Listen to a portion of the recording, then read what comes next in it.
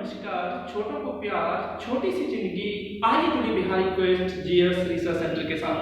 दोस्तों, आज का जो टॉपिक है आपका ये सौर मंडल है। सौर मंडल क्या है, पहले तो आपको ये चीज जाननी है।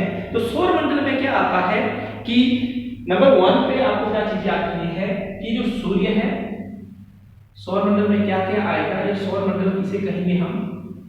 तो सौर मंडल में जो सबसे पहले आएगा नंबर 1 सूर्य, नंबर 2 में आएगा ग्रह। अभी आपको सिर्फ यही देखना है सूर्य, ग्रह। उसके बाद क्या आएगा, उपग्रह। आगे नेक्स्ट वन जो है, सबसे इंपॉर्टेंट चीज जो है, उपग्रह के बाद आपको कुछ एक चीजें देखने को मिलेगी, जैसे कि बौने ग्रह। इसके साथ ही अन्य कुछ एक जो उल्कापिंड होते हैं वो भी शामिल होते हैं इसमें।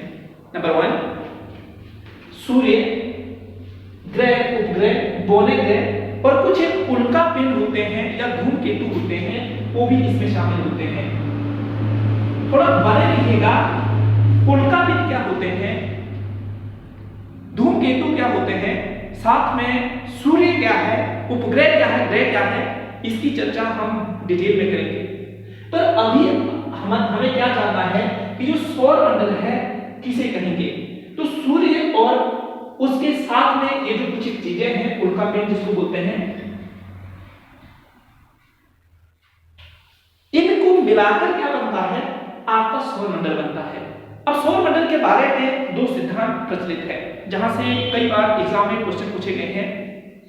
उनमें से एक जो सिद्धांत है जिसको सूर्य केंद्रीय सिद्धांत बोलते हैं, इसके अंतर्गत जो हमारे आते हैं कोपरनिकस आते हैं।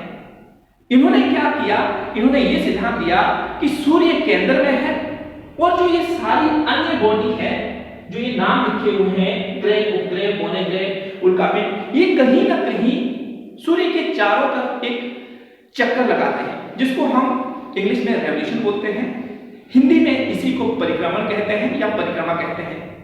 तो ये किसका सिद्धांत था, ये कोपरनिकस का था। वो कहां का जियोग्राफर था, वो जो था वो यूनान से बिलोंग करता था। तो आपको एक चीज याद रखनी है, दूसरी इस सिद्धांत को किसने दिया, कोपरनिकस ने। इसको क्या बोलते हैं, सूर्य केंद्रीय सिद्धांत। इसको क्या बोलते हैं, सूर्य केंद्रीय सिद्धांत। इसके जो जनक है कोपरनिकस है, याद रखिएगा, ये इंपॉर्टेंट है। दूसरी बात जो है, दूसरा सिद्धांत क्या कहता है, दूसरा सिद्धांत जो है वो क्या कहता है, वो भूकेंद्रीय सिद्धांत है। वो क्या है, भू मींस भूमि, धरा, पृथ्वी, केंद्रीय सिद्धांत।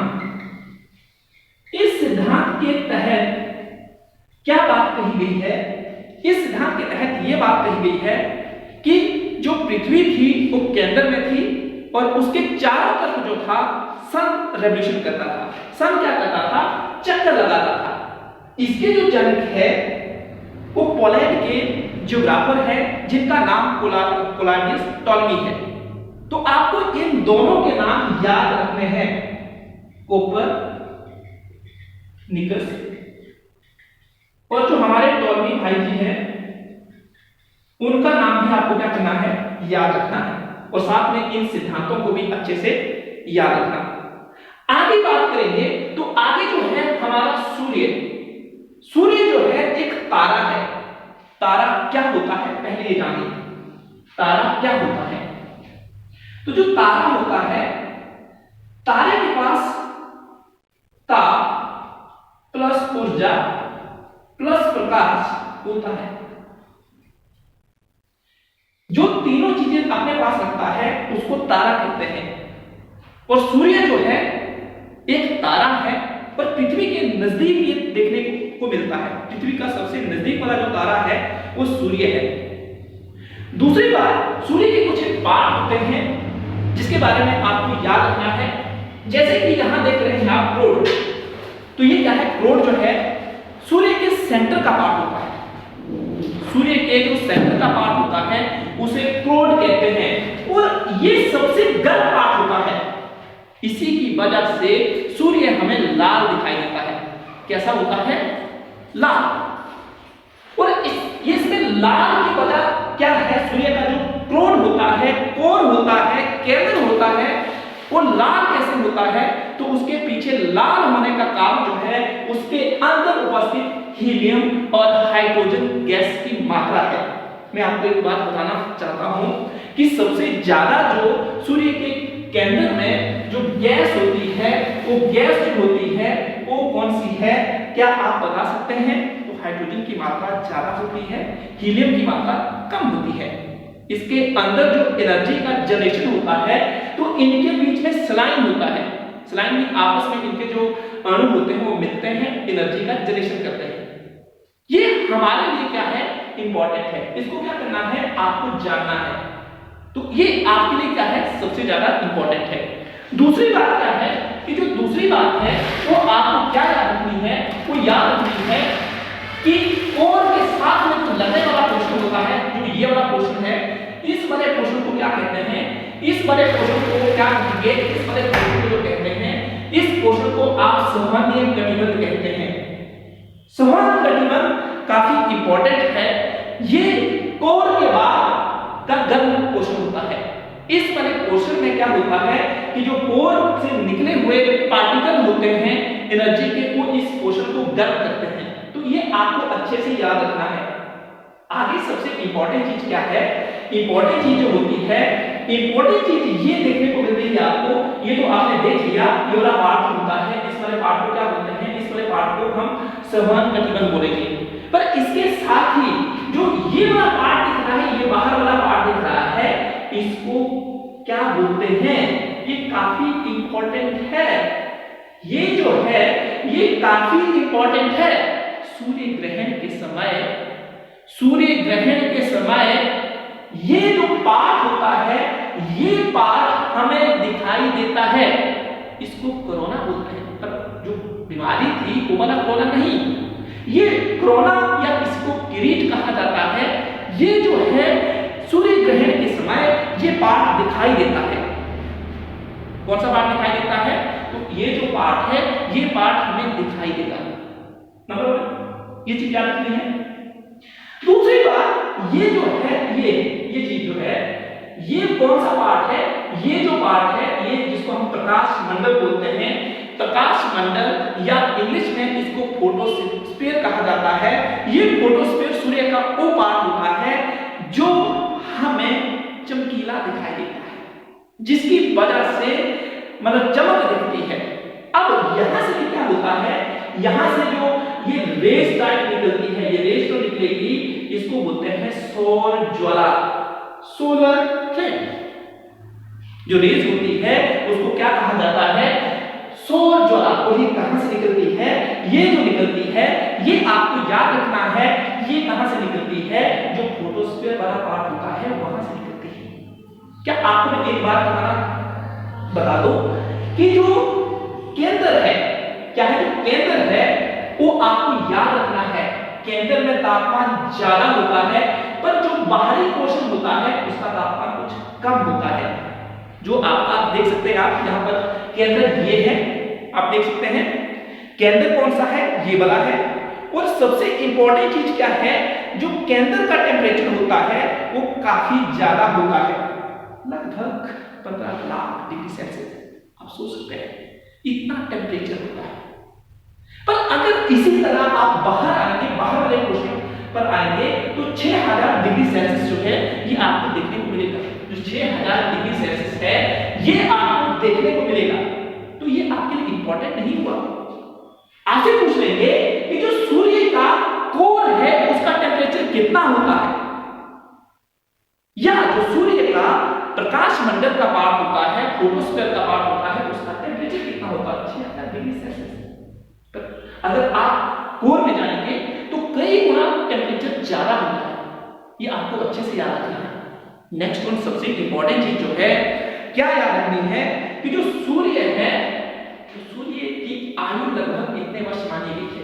ये आपको लिखा हुआ है यहां पर 46,000 मिलियन वर्ष। 46,000 मिलियन वर्ष इसकी उम्र मानी गई।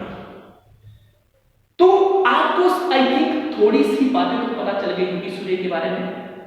तो अगर आज आपको सूर्य के बारे में ये चीजें पता चल गई तो एक चीज और याद रखनी है कि ये जो यहाँ पर क्रोमोस्फीयर लिखा हुआ है, तो क्रोमोस्फीयर ये जो पार्ट है, ये वाला पार्ट जो है ये, और ये जो पार्ट है और के साथ रहने वाला पार्ट और साथ में जो क्रोमोस्फीयर का आधा पार्ट है वो सोहन कटिबंधी कहला रहा है, जो ये क्रोड है, और क्रोड के साथ में आपको क्रोमोस्फीयर देखने को मिल रहा है। यहां से लेकर जो प्रकाश मंडल है, बोले मतलब आधा पार्ट ये यहां तो आपको थोड़ा ही पार्ट दिखाया हुआ, पर एक्चुअल में क्या होता है कि यहां से लेकर ये जो आधा पार्ट है, ये वाला ये और कहां तक ये जो प्रकाश मंडल का पार्ट है ये क्रोमोस्फीयर कहलाता है। तो आपको एक बार मैं रिवाइज कराऊं, सूर्य के सेंटर का पार्ट क्रोड, हीलियम और हाइड्रोजन गैस होती है, किसकी मात्रा ज्यादा होती है, कैसे एनर्जी बनती है, आपको पता चल गया। उसके साथ वाला जो पार्ट लगता है, साथ वाला जो इसके मतलब सूर्य के क्रोड के साथ वाला, वो सफेद कटिबंधीय कहलाता है। जो क्रोड से एनर्जी जनरेट होती है, उसी एनर्जी से ये वाला पार्ट क्या होता है, गर्म होता है। एनर्जी कैसे बनती है मैंने बता दिया, सौवर्णीय एनर्जी, या जिसको क्या बोलेंगे कि क्रोड से निकली हुई एनर्जी की वजह से ये वाला पोर्शन क्या होता है, गर्म होता है। तो ये पोर्शन ये कह रहा है, ये यहां से लेकर ये जो आधा पोर्शन है ये क्या कह रहा है, मतलब आधे बोलने में ये उच्चारण से पूरा आएगा, पर आपको समझाने के लिए क्या बोल रहा हूं कि यहां से लेकर यहां तक क्या का पोर्शन क्या कहलाएगा, ये आपका संवहन कटिबंधी कहलाएगा। नंबर 1। नंबर 2 क्या है कि उसके बाद सबसे इंपॉर्टेंट चीज क्या है कि ये सारा ही संवहनीय कहला रहा है, ये संवहनीय कटिबंध है। बाहर वाला पोर्शन क्या है, कोरोना। सूर्य के समय हमें जो पोर्शन दिखाई देता है वो कहीं ना कहीं कोरोना कहलाता है, और वो जो सेंटर से जो कोर से निकली हुई एनर्जी है उसी की वजह से चमकता है, उसी की वजह से हमें लाल जैसा दिखाई देता है।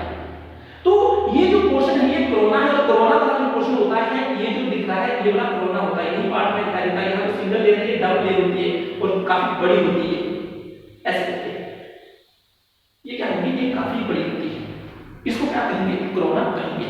मींस क्रीट, जो आपको जो सूर्य ग्रहण होता है उस वक्त दिखाई देता है। क्या आप दोस्तों बता सकते हैं कि सूर्य ग्रहण किस समय लगता है? अगर बता सकते हैं तो काफी अच्छी बात है, आप बताइएगा। नेक्स्ट वन आगे जो है इसके बाद क्या है, क्रोमोस्फीयर। तो क्रोमोस्फीयर जो है ये जो पार्ट दिख रही है, ये जो बड़ा वाला पोर्शन है क्रोमोस्फीयर, ये वाला ये क्रोमोस्फीयर है।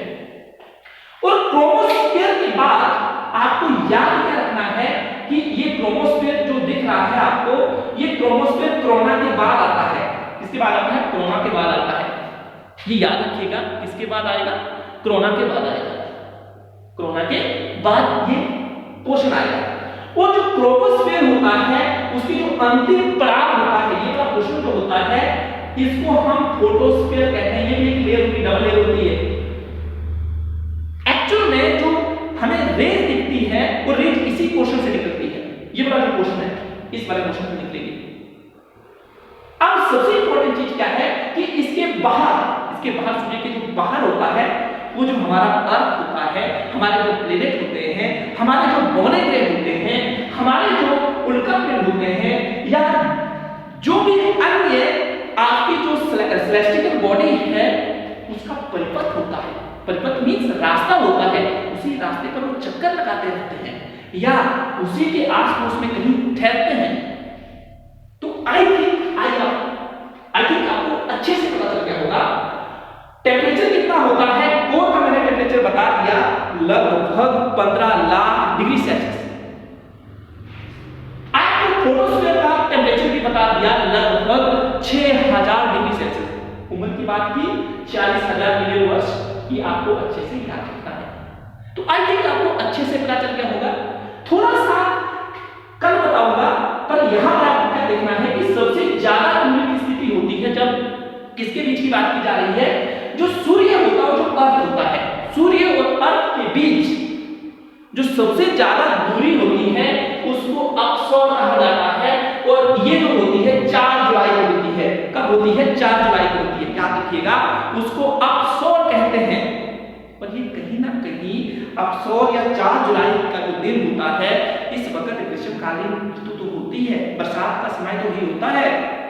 कहीं ना कहीं बरसात और जो ग्रीष्म ऋतु का जो संगम होता है उस समय की बात की जा रही है। इस वक्त सूर्य की किरणें कर्क रेखा पर परपेंडिकुलर पड़ती है, लंबवत पड़ती है। क्या कभी आपने ऐसा सोचा, ऐसा क्यों होता है? इसके बारे में चर्चा करेंगे। पर आपको क्या करना है, पूरी वीडियो को ध्यान से देखना है। ये पार्ट वाइज करना पड़ेगा, नहीं तो वीडियो बड़ी हो जाएगी, एक दिन का काम नहीं है। तो आगे क्या है, आगे जो है सबसे इंपॉर्टेंट चीज क्या है कि सबसे ज्यादा दूरी जो होती है किससे, सूर्य से पृथ्वी की सबसे दूरी जो ज्यादा होगी उसे क्या कहेंगे, सबसे ज्यादा दूरी जो होगी सन और अर्थ के बीच वो क्या कहलाएगी, वो कहलाएगी अपसौर। तो अपसौर क्या होता है, किस वक्त होता है, क्या आपको पता चल गया? इसको इंग्लिश में पेरिहिलियन कहते हैं। आई होप आप अच्छे से समझ गए होंगे। नेक्स्ट वन, सबसे कम दूरी जो होती है उसे उपसौर कहते हैं। क्या कहते हैं? उपसौर कहते हैं। क्या आप मुझे एक चीज बता सकते हैं कि जो उपसौर की डेट होती है वो किस दिन होती है? क्या आपको पता है? अगर पता है तो कमेंट सेक्शन में कीजिएगा, आंसर कीजिएगा। अगर नहीं पता है तो मैं आपको बता दूंगा, टेंशन लेने की कोई बात नहीं। तो ये 3 जनवरी या 4 जनवरी के आस पड़ोस ऐसी कंडीशन देखने को मिलती है। इस वक्त सूर्य की किरणें, याद रखिएगा, सूर्य की किरणें मकर रेखा पर लंबवत करती है। तो आई होप आपको अच्छे से पता चल गया होगा कि उपसौर क्या है, अपसौर क्या है। दूसरी बात, अर्थ का आकार कैसा होता है? दोस्तों, अर्थ का आकार वैसे अंडाकार कहलाता है, गोल नहीं है। पर अगर इंग्लिश में जियोड वर्ड भी आएगा तो आप उसको सही कंसीडर करेंगे, अंडाकार या जियोड। तो ये जो है पृथ्वी का आकार होता है। पृथ्वी 2 तरह की गतियां करती है, उसको भी जान लीजिए, ताकि कल तक हम आगे बढ़े तो आपको सारी चीजें इजीली समझा जाए। पहली गति घूर्णन, जिसको हम थोड़ा सा एक मिनट के लिए इसको देखिएगा, इसको इंग्लिश में एपिहीलियन बोलेंगे। क्या बोलेंगे? एपिहीलियन। क्योंकि जिन लोगों ने इंग्लिश में पढ़ा हुआ है उनके लिए अपसौर उपसौर थोड़ा सा टफ होता है, तो उनको अगर थोड़ा सा बता दिया जाए पेरिहीलियन एपिहीलियन तो इजीली वो समझ जाएंगे कि एपिहीलियन पेरिहीलियन की बातचीत चली हुई है। दूसरी बात, क्रोड को क्रोडी बोलते हैं, क्रोना को क्रोना ही रखिए, फोटोस्फीयर को फोटोस्फीयर कहते हैं, सौर ज्वाला को सिर्फ सोलर फ्लेम कहते हैं और क्रोमोस्फीयर को क्रोमोस्फीयर ही कहते हैं। तो ये कोई समझाने वाली बात नहीं है, इसलिए यहां इसका मीनिंग बताना जरूरी नहीं है। नेक्स्ट वन, सबसे इंपॉर्टेंट चीज जो है वो क्या है, उसमें जो है अब ये की जो गति होती है पृथ्वी की 2 तरह की होती है। पृथ्वी की जो गति होती है वो 2 तरह की होती है। पृथ्वी की गति 2 तरह की होगी, नंबर 1 और नंबर 2 घूर्णन।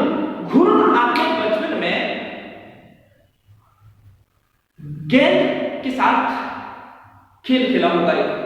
गेंद को अगर आप एक सुई के साथ मतलब उसमें छेद कर देते हैं और उसको ऐसे ऐसे घुमाते हैं, बोले मतलब है ये गेंद है और इस गेंद में अगर आप सुई ले लेते हैं और इस सुई को क्या करते हैं, ऐसे करके घुमाते रहते हैं, तो ये क्या है, घूर्णन है। पृथ्वी का अपने अक्ष पर, मान लो मैं एक गेंद लेता हूं, गेंद में छेद कर देता हूं, उंगली पे उसको ऐसे ऐसे घुमाता हूं, तो वो अपनी ही अक्ष पर घूम रही है और इसे कहेंगे घूर्णन। घूर्णन के कारण दिन रात बनते हैं, घूर्णन के कारण क्या बनते हैं, दिन रात बनते हैं, याद रखिएगा। ध्रुवों पर 6 महीने रात होती है, 6 महीने दिन होते हैं, तो ये भी घूर्णन की वजह से होता है, जिसको हम रोटेशन कहते हैं। इंग्लिश में इसको रोटेशन कहते हैं। नेक्स्ट जो मतलब गति आती है उसको बोलते हैं परिक्रमा या परिभ्रमण। तो जो परिक्रमा या परिभ्रमण है, इसको इंग्लिश में रेवोल्यूशन बोलते हैं। अब सबसे इंपॉर्टेंट चीज क्या है कि रेवोल्यूशन क्या होता है, हमें क्यों जानना है इसके बारे में। देखो, जो पृथ्वी है अपने अक्ष पर घूर्णन कर रही है, क्या कर रही है, घूर्णन कर रही है।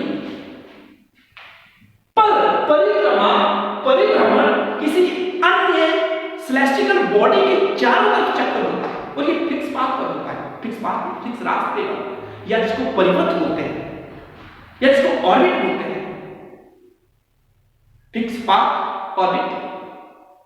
तो इसको आपको अच्छे से याद रखना है। एक रास्ता जिस रास्ते पे लगातार चक्कर लगते हैं और एक स्पेसिफिक टाइम होता है इसमें, तो उसको क्या बोलेंगे? परिक्रमा। परिक्रमा जैसे कि पृथ्वी सूर्य के चारों तरफ चक्कर लगाती है, इसी प्रक्रिया को परिभ्रमण, परिक्रमा या रेवोल्यूशन बोलते हैं। क्या आपको क्लियर हुआ? पृथ्वी सूर्य के चारों तरफ फिक्स पाथ पर क्या करती है? चक्कर लगाती है, इसी को परिक्रमा, परिभ्रमण कहते हैं। क्या बात क्लियर हुई? अगर बात क्लियर हुई तो शेयर, लाइक, सब्सक्राइब बनता है कि नहीं बनता है? अगर वीडियो पसंद आई तो लाइक शेयर तो बनता है, वीडियो को लाइक शेयर सब्सक्राइब जरूर कीजिएगा, जिससे आप मुझे मोटिवेट कर सके, ताकि मैं ज्यादा से ज्यादा अच्छे तरीके से आपको समझा सकूं। नेक्स्ट जो सबसे इंपॉर्टेंट चीज जो है, यहां पर आपको लिखा है क्वेश्चन से पूर्व। मतलब क्वेश्चन से पूर्व तो आपको क्या याद रखना है? जो पृथ्वी है, पृथ्वी सूर्य के तरफ जो चक्कर लगाती है, उसके चक्कर लगाने की जो प्रक्रिया रहती है पश्चिम से पूर्व की तरफ रहती है। ये भी आपको अच्छे से याद रखना है। क्या रहती है? पश्चिम से पूर्व की तरफ रहती है। आई होप आपको अच्छे से पता चल गया होगा। तो पृथ्वी जो परिक्रमा करती है, किस डायरेक्शन में करती है, तो ये भी आपके लिए इंपॉर्टेंट है। पश्चिम से पूर्व की तरफ ऐसा होता है। क्या आप समझ गए? अगर समझ गए तो फिर लाइक और सब्सक्राइब शेयर जरूर बनता है। आगे नेक्स्ट जो है ये इंपॉर्टेंट है। ये क्या है? इंपॉर्टेंट है। ये जो मैंने आपके सामने डायग्राम बनाया हुआ है, तो इस डायग्राम को आप लोगों ने क्या करना है? ध्यान से देखना है। ये सीक्वेंस जो है प्लेनेट की, पहले प्लेनेट का वो जो है मीनिंग समझ लीजिए। आपको ग्रह के बारे में जानना है। थोड़ी सी अभी बातचीत करूंगा क्योंकि वीडियो थोड़ी लंबी हो गई, तो ज्यादा डिटेल में कल करूंगा। ग्रह के जो सारे क्राइटेरिया है कल बताऊंगा। पर अभी इतना सा सोच लीजिए कि ग्रह जो है सूर्य की चारों तरफ चक्कर लगाते हैं। ये क्राइटेरिया बता रहा हूं, पूरा मतलब इसी बेस पर हम ऐसा नहीं बोल सकते हैं। इसका फिक्स पाथ होता है और इसके पास अपनी लाइट नहीं होती है, ये किसी अन्य की लाइट से चमकता है, तो उसे ग्रह कहते हैं। अब ग्रह जो है उनकी कैटेगरी दो तरह की है। पहली कैटेगरी है पार्थिव ग्रह, आंतरिक ग्रह। दूसरी कैटेगरी है, या इसी को क्या बोलेंगे, थोड़े छोटे ग्रह भी बोल सकते हैं, छोटे ग्रह गलत वर्ड यूज करेगा। पर राजा ग्रह इनकी बात करें, जो ये ग्रह है, जो अभी हम बातचीत करेंगे आगे आने वाले जो लेक्चर होगा उसमें भी, और अभी मैं थोड़ा सा आपको और बताऊंगा। पार्थिव ग्रह इनको क्यों कहा जाता है? इसकी जो संरचना है पृथ्वी की संरचना की तरह है।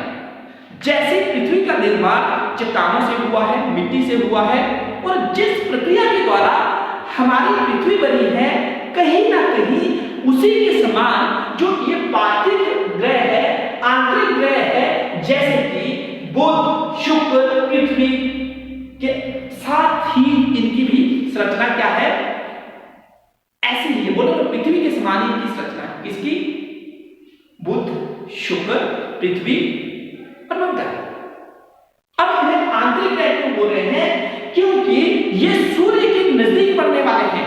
इनको अंदर की तरफ झुकाव है इनका सूर्य की तरफ, ये सूर्य के नजदीक पड़ते हैं। तो आंतरिक नहीं बोलेंगे हम, इनको पार्थिव क्यों बोलते हैं? तो इनका जो संबंध है पत्थर, चट्टानों से है।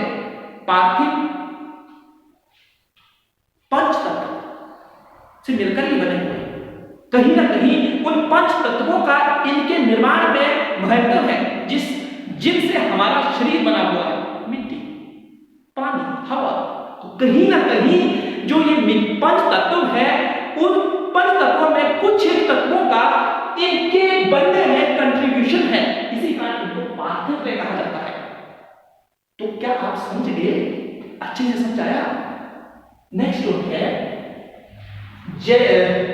जवेलियन बोलते हैं, जवेलियन ग्रह, इनको जवेलियन भी बोलते हैं। क्या बोलते हैं? जवेलियन।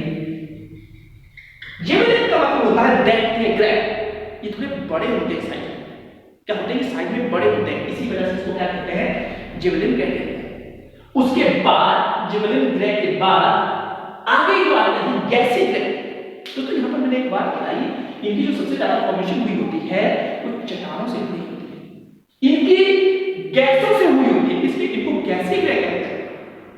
कई गैसें इसके बनने में हेल्प करती है। ऐसा नहीं कि यहाँ पर गैसों का रोल नहीं रहता, यहाँ भी रहता, पर कम मात्रा में रहता है। इसमें ज्यादा मात्रा में गैसों की क्या रहती है, कंट्रीब्यूशन रहता है इन ग्रहों की फॉर्मेशन में, इन ग्रहों की संरचना में। तो आपको अच्छे से ये पता चल गया